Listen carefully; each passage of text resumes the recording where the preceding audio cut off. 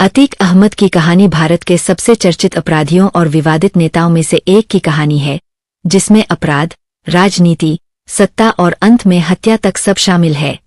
नीचे उनकी पूरी कहानी आसान भाषा में समझो। बचपन और शुरुआती जीवन। अतीक अहमद का जन्म 1962 में प्रयागराज, पहले इलाहाबाद, में हुआ था। वह एक साधारण परिवार से था, लेकिन बचपन से ही उसका झुकाव पढ़ाई की बजाय दबंगी और गलत संगत की ओर था। 17 साल की उम्र में ही उसने पहला अपराध किया और धीरे धीरे अपराध की दुनिया में नाम बनाने लगा। अपराध की दुनिया में एंट्री। 1980 के दशक में अतीक अहमद ने रंगदारी, एक्सटॉर्शन, अपहरण, हत्या जैसे अपराधों में तेजी से पहचान बनाई। उसका नाम धीरे धीरे इलाहाबाद रीजन के सबसे बड़े गैंगस्टरों में आने लगा। राजनीति में कदम। अतीक अहमद ने अपराध के साथ साथ राजनीति में भी एंट्री की। 1989 पहली बार विधायक, एमएलए बना। 5 बार विधायक रहा। 2004 फूलपुर लोकसभा कॉन्स्टिट्यूएंसी से सांसद, एमपी बना। उसने समाजवादी पार्टी से चुनाव लड़ा और जीता। खास बात, वह माफिया से नेता बनने का बड़ा उदाहरण बन गया।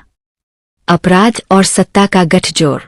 अतीक अहमद पर 100 प्लस से ज्यादा केस दर्ज थे, जिनमें शामिल थे हत्या, अपहरण, जमीन कब्जा, धमकी। उसके खिलाफ कई बड़े केस चलते रहे, लेकिन राजनीतिक ताकत के कारण लंबे समय तक वह बचता रहा। उमेश पाल हत्याकांड। 2023 में उमेश पाल की हत्या हुई, जो एक बड़े केस का गवाह था। इस हत्या में अतीक अहमद और उसके परिवार का नाम सामने आया। इसके बाद पुलिस और सरकार ने उस पर सख्त कार्रवाई शुरू की। बेटे की मौत। अतीक अहमद का बेटा असद अहमद भी अपराध में शामिल था। अप्रैल 2023 में यूपी एसटीएफ ने एनकाउंटर में उसे मार गिराया। अतीक अहमद की हत्या। 2023 15 अप्रैल 2023 को, जब अतीक अहमद और उसके भाई अशरफ अहमद को पुलिस मेडिकल के लिए ले जा रही थी, तभी मीडिया के सामने ही 3 हमलावरों ने गोली मारकर दोनों की हत्या कर दी। यह घटना पूरे देश में लाइव टीवी पर दिखाई गई और सनसनी मच गई। 2025 तक की स्थिति। अतीक अहमद की मौत के बाद उसकी गैंग कमजोर हो गई। उसकी संपत्तियों पर सरकार ने कार्रवाई की। परिवार के कई सदस्य जेल में या जांच के दायरे। परिवार के कई सदस्य जेल में या जांच के दायरे में है।